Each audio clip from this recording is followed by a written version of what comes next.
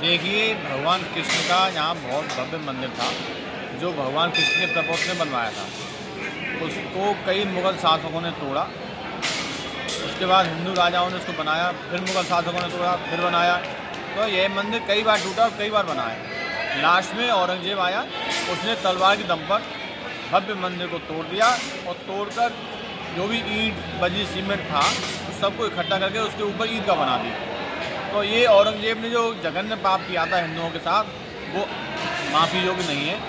अब वो औरंगजेब के जो वंशज हैं वो माननीय न्यायालय में केस लड़ रहे हैं अपनी ईदगाह को बचाने के लिए। उनके पास कोई सबूत तो है नहीं, ना तो उनके पास खसरा खतौनी में नाम है, ना ही उनके पास बिजली का कनेक्शन है, ना ही पानी का कनेक्शन है। जितने भी एविडेंस हैं सब हिंदू पक्ष के पास हैं। इसका केस माननीय सिविल कोर्ट सीनियर डिवीजन में चल रहा है और हमें पूरी उम्मीद है हिंदू पक्ष इसमें जीतेगा और हमारे कान्हा की विजय होगी, हिंदुओं की विजय होगी, ब्रजवासियों की विजय होगी।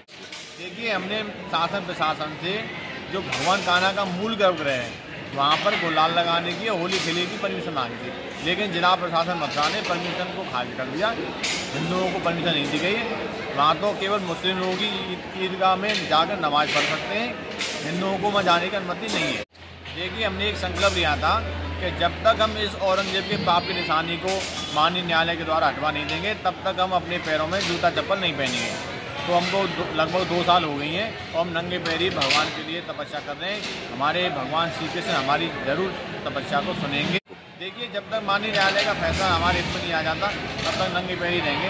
अब भगवान की कृपा है, कब मामला इसमें न्यायालय से आएगा, कब हमारे कान्हा के मंदिर की जमीन मुक्त होगी, कोई राजनीति नहीं है। हम तो अपने कान्हा की लड़ाई लड़ रहे हैं। सभी हिंदू ब्रजवासी हमारे साथ हैं, सभी आनंदपूर्वक इस लड़ाई को माननीय न्यायालय में लड़ रहे हैं। हम कई बार डीएम साहब को ज्ञापन दे चुके हैं कि यमुना में हमने पहले ऐलान किया था कोई भी जनप्रतिनिधि यमुना जी का 1 गिलास पानी पी ले तो हम उसको 51,000 रुपये का इनाम देंगे।